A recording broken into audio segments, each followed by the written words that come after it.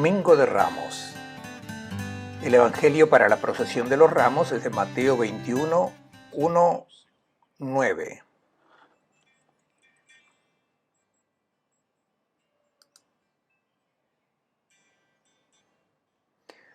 Al llegar cerca de Jerusalén, entraron en Betfagé junto al monte de los Olivos. Entonces Jesús envió a 2 de sus discípulos diciéndoles: vayan al pueblo de enfrente y enseguida encontrarán una burra atada y su cría junto a ella. Desátenla y tráiganla. Si alguien les dice algo, ustedes le dirán que el Señor la necesita y enseguida las devolverá.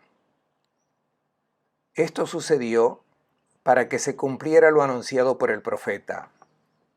Digan a la ciudad de Sión: mira a tu rey que está llegando, humilde, cabalgando un burrito, hijo de asna. Fueron los discípulos y, siguiendo las instrucciones de Jesús, le llevaron la burra y su cría. Echaron los mantos sobre ellos y el Señor se montó. Una gran multitud alfombraba con sus mantos el camino. Otros cortaban ramas de árbol y cubrían con ellas el camino. La multitud delante y detrás de él aclamaba: Hosana al Hijo de David, bendito el que viene en nombre del Señor, Hosana en las alturas. Cuando entró en Jerusalén, toda la población conmovida preguntaba: ¿quién es este? Y la multitud contestaba: es el profeta Jesús, de Nazaret de Galilea.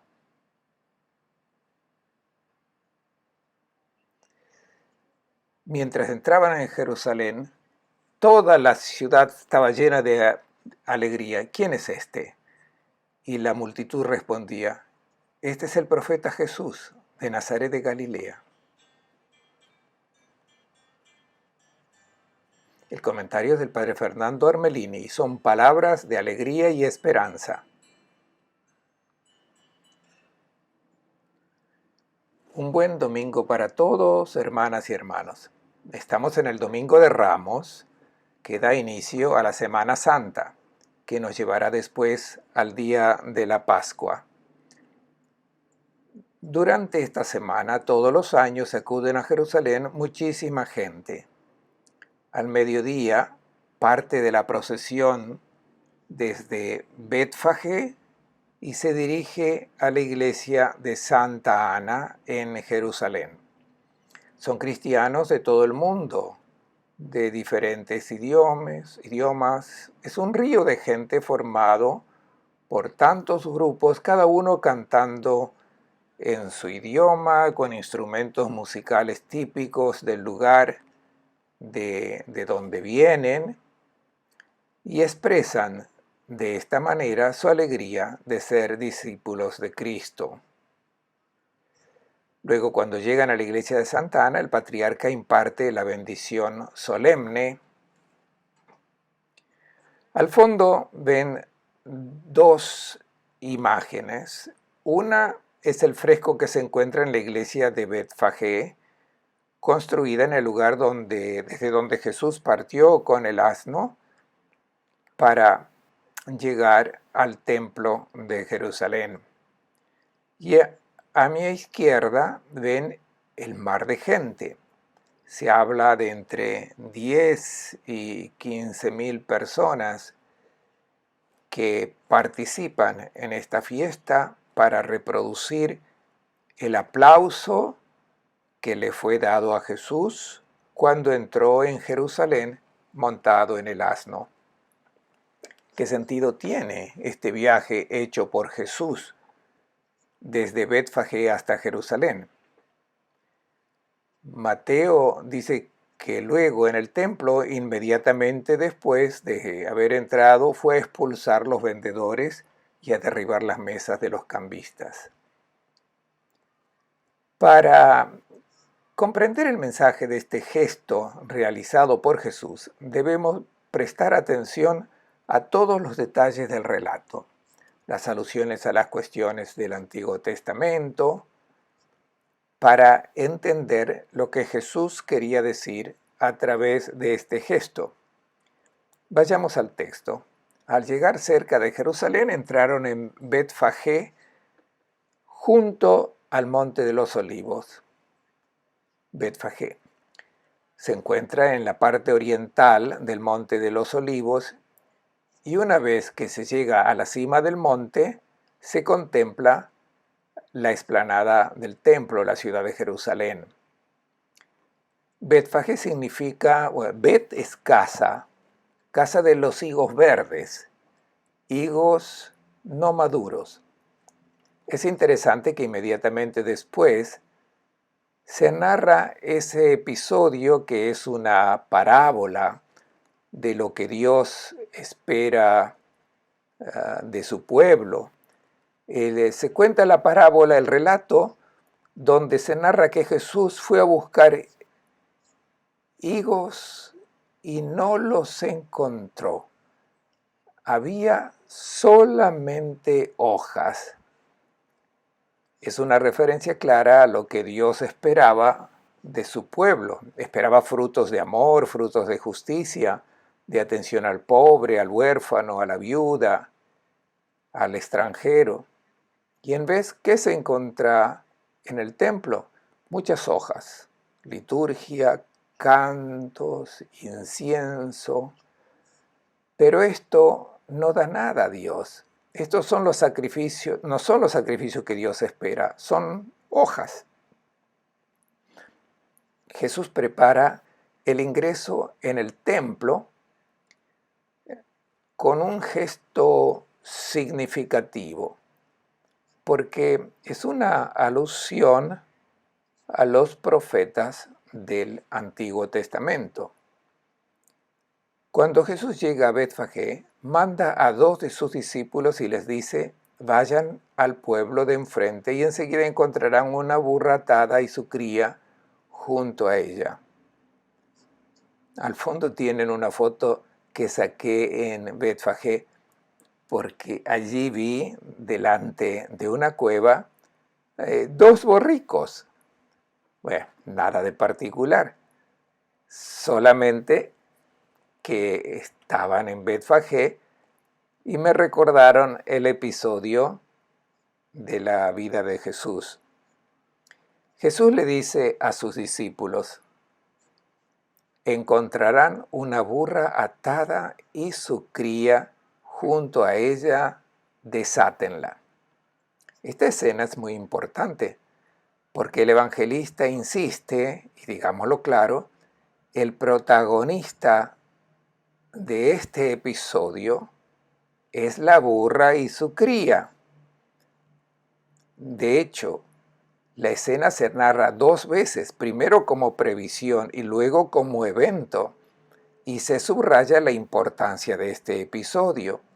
Hubiera sido suficiente decir: así lo hicieron los discípulos, pero en vez no, se narra nuevamente esta referencia a la burra y a su cría, que deben ser desatados y que luego los sueltan, liberados, de manera que puedan realizar el servicio que se espera de ellos. La tarea de los discípulos, por tanto, es desatar la burra. ¿Qué significado tiene en la Biblia este animal? Los reyes de Israel admiraban no a los burros, sino a los caballos, a la caballería de los imperios del Oriente Antiguo, las caballerías de Egipto, las de Mesopotamia, y las de Egipto las recordamos todos cuando el faraón persigue a los israelitas y luego perecen en el mar caballos y caballeriza del ejército del faraón. Esta caballería ha impresionado siempre a los israelitas, tanto que los reyes de Israel soñaban con tener también ellos caballos. No es que los caballos sean buenos para la montaña, funcionan mejor en la planicie, como las de Esdrelón, las de Megido. Allí sí se podían utilizar. Pero el sueño de los reyes de Israel era tener también ellos una caballería para poder combatir. El libro del Deuteronomio dice, al hablar cómo debe ser un rey de Israel, se refiere completamente a Salomón: no multiplicará los caballos y no venderá a sus hermanos como esclavos para aumentar su caballería. Deuteronomio 17:16. No venderá a sus hermanos a los faraones de Egipto para obtener caballos en cambio. Era el sueño de los reyes de Israel, tener su propia caballería. El burro. El burro no es un caballo, es una cabalgadura modesta, símbolo del trabajo, de la sumisión, del servicio humilde. Y aquí, la burra y su cría son el símbolo que Jesús ha escogido para su ingreso en Jerusalén. Es el nuevo reino, la nueva realeza que Jesús propone con este gesto. No propone un reino de este mundo, fundado sobre el poder, el dominio, la fuerza, la violencia. El nuevo reino viene prefigurado con esta protagonista que entra en escena, la burra. La burra y su cría son el símbolo del servicio. Para entender bien el mensaje de este texto debemos referirnos al libro del Génesis, donde al final de este libro Jacob pronuncia la bendición de todos sus hijos, y cuando bendice a Judá, que es el jefe de la tribu, de donde vendrá el rey David y el Mesías, dice Jacob: no se apartará de Judá el cetro ni el bastón de mando hasta que le traigan tributo y le rindan homenaje los pueblos. Génesis 49:10. Y luego Judas es bendecido. Ata su burro a una viña, la cría a la cepa más escogida. Génesis 49:11. Tenemos a un burro y a su cría. Es un potro de esta tribu de Judá que vienen mencionados.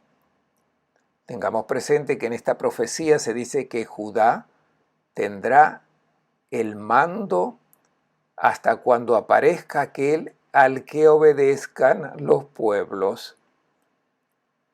Y nos encontramos frente a un gesto de Jesús que toma a la burra y a su cría, y es una clara referencia a Judá, y llega finalmente aquel al que se debe obediencia de parte del pueblo, el que debe introducir aquel reino que no tendrá fin. Todo este relato hay que leerlo a la luz de esta profecía. Ha llegado aquel que será el jefe del pueblo. Dice Jesús: desátenla y tráiganla.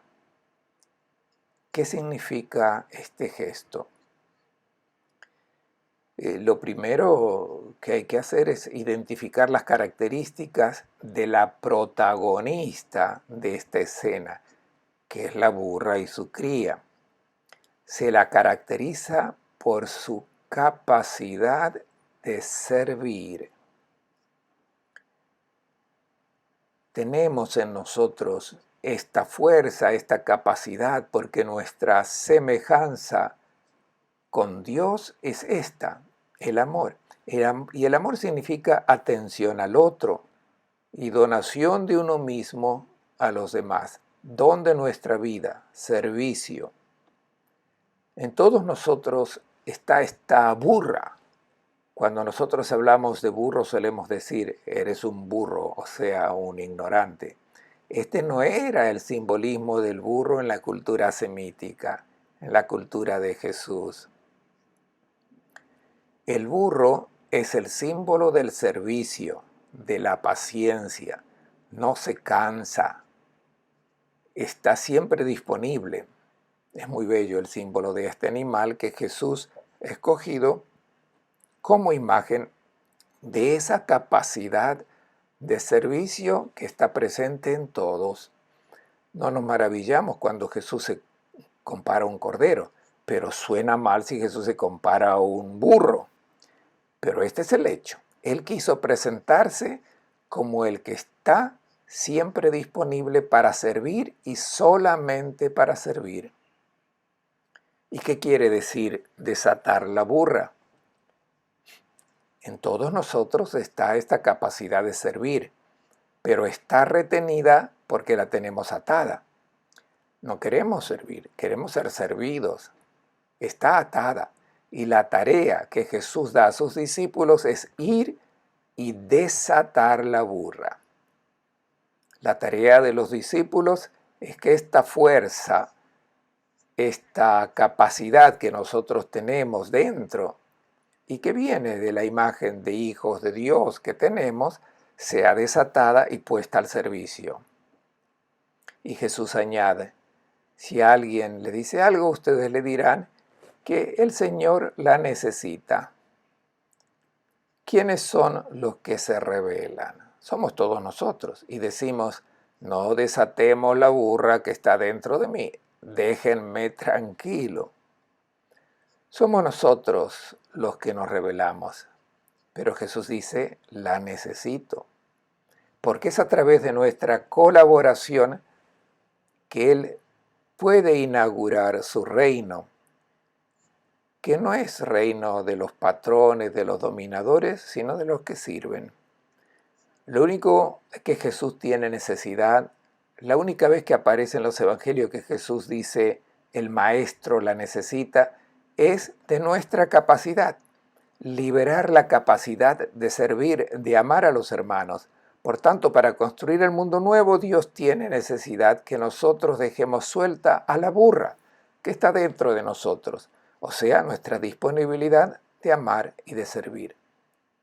Esto sucedió para que se cumpliera lo anunciado por el profeta. Es la cita del profeta Zacarías, quien dijo, digan a la ciudad de Sión, o sea, Jerusalén, mira a tu rey que está llegando, humilde, cabalgando un burrito hijo de asna.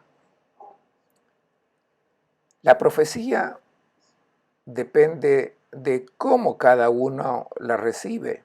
Viene para servir, para dar la vida, no para estimular, oprimir. No son los violentos, sino los pacíficos los que heredarán este mundo nuevo.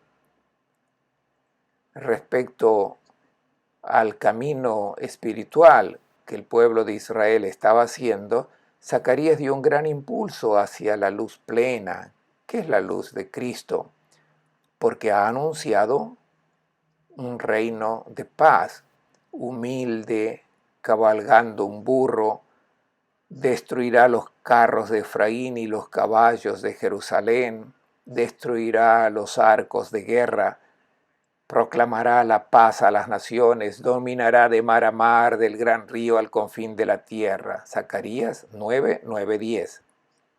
Zacarías actuaba contracorriente, contra la tesis mesiánica de un hijo de David que instalaría el reino del pueblo de Israel en el mundo entero.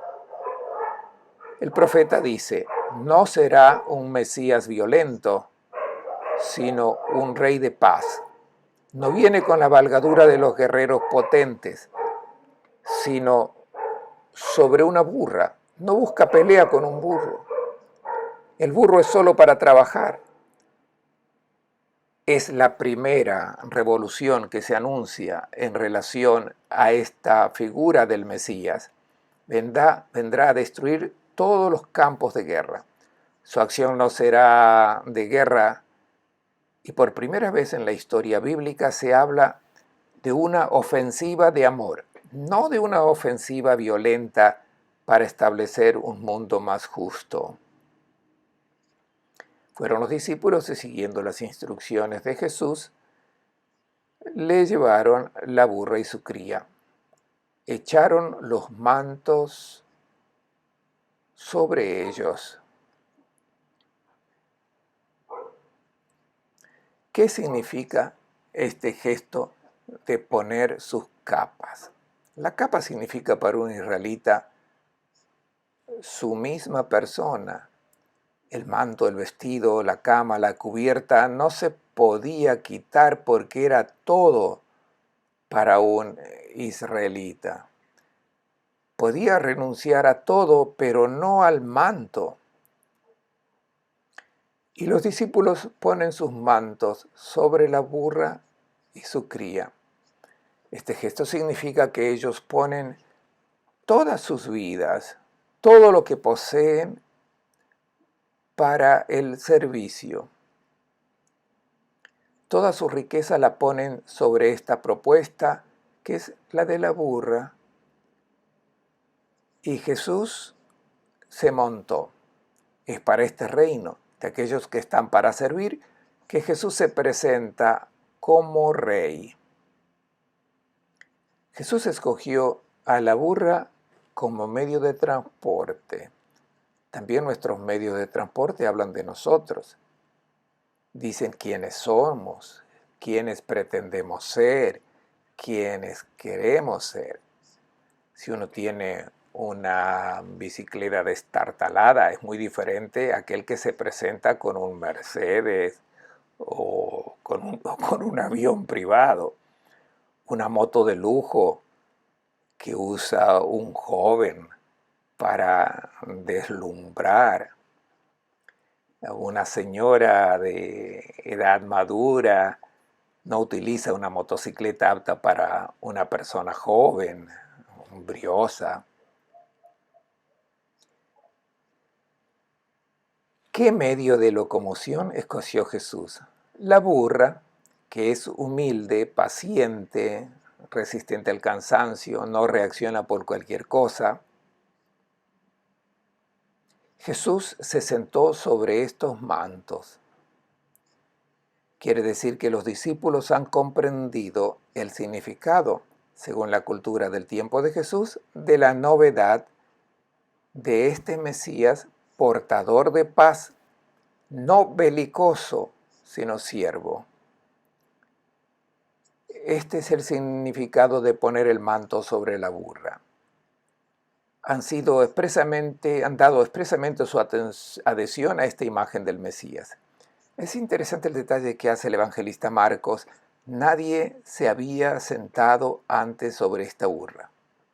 Marcos habla solamente de la burra, Mateo habla de la burra y de su cría. Este detalle del evangelista Marcos es también importante. Ningún rey, ningún faraón en la historia se había presentado antes con esta propuesta de reino. Jesús es el primer rey que se presenta con esta propuesta del comienzo de un reino completamente nuevo. Y ahora entra en escena toda la multitud, que es muy numerosa, extiende sus mantos sobre el camino. Estemos atentos porque nosotros estamos habituados a una lectura tradicional de esta escena. Y también nosotros participamos con alegría, cantando, agitando las palmas, para decir que estamos de acuerdo con este ingreso triunfal de Jesús en Jerusalén. En realidad, la multitud hace una elección muy diversa de la de los discípulos. Los discípulos pusieron sus mantos sobre la burra y Jesús se sentó sobre estos mantos. Esto es, el nuevo reino avanza con Jesús, con el símbolo de esta burra, y con los discípulos que pusieron sus vidas en aquella burra. Antes hablé del tipo de transportación que nosotros tenemos y que habla sobre nosotros. Si nosotros ponemos nuestros mantos sobre la burra, ese medio de transporte habla de nosotros. Quiere decir que queremos identificarnos con esa imagen de la burra, que es el servicio. Notemos la diversidad que señala el evangelista. La gente, la muchedumbre, coloca sus mantos por tierra, no sobre la burra.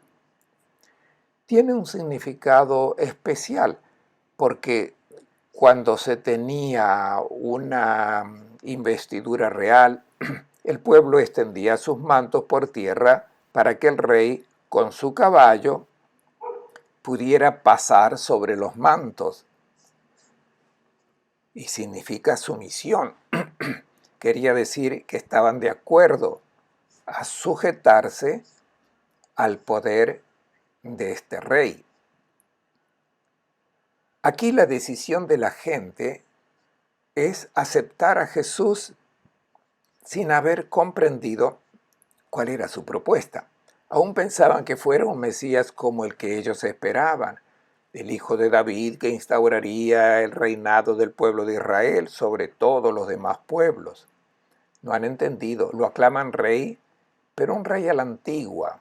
En cambio, los discípulos dieron su adhesión a la propuesta de Jesús. Por tanto, aquí tenemos dos grupos. Tenemos a la multitud, a la muchedumbre que no han entendido a Cristo, no han comprendido su propuesta y siguen adelante con sus convicciones y sus ideas. Y tenemos por otro lado algunos que son los verdaderos discípulos que han comprendido la propuesta del Maestro y le dieron su adhesión. Es exactamente lo que también sucede en nuestras comunidades de hoy, compuesta no completamente de discípulos, sino de una gran multitud y un grupo pequeño que comprendió la propuesta del Maestro y le dieron su adhesión. Los demás lo aclaman, pero aún siguen con sus convicciones de un rey mesiánico. Luego cortan ramas y las extienden sobre el camino. El detalle de los ramos es significativo para la comprensión del episodio porque puede parecer superfluo que corten las ramas de los árboles. Pero, ¿qué significa cortar las ramas de los árboles? En septiembre, octubre, tenía lugar la gran fiesta en tiempos de Jesús y que todavía perdura, que es la fiesta de las chozas, de las tiendas. Era la celebración de la liberación de la esclavitud de Egipto. Y en esta fiesta se cortaban los ramos de los árboles para construir las chozas y allí se quedaban durante una semana en estas cabañas para recordar el paso de la tierra de la esclavitud a la tierra de la libertad. La muchedumbre cortan las ramas de los árboles para decir que realmente ha llegado la fiesta de la liberación plena, porque ha llegado el rey mesiánico.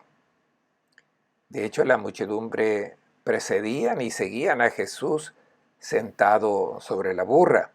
No habían comprendido, aún aclamaban un rey mesiánico y notemos que no seguían a Jesús. Lo preceden como para indicarle el camino a seguir según las antiguas convicciones. Pero Jesús tiene su programa, entrará en el templo no para hacer la purificación del templo, como decimos tantas veces, sino para poner fin al templo antiguo. Esa no es la manera de relacionarse con Dios y el rostro del Padre, del cual habló Jesús de Nazaret y que se refleja en el rostro de Jesús de Nazaret. No corresponde a la imagen de Dios que era adorado en el templo de Jerusalén. La gente continuaba pensando en el hijo de David que tenían en mente. La propuesta de Jesús es completamente diversa. En esta fiesta de Ramos estamos invitados a reevaluar nuestra posición de frente a la propuesta que nos hace Jesús y lo que nos pide.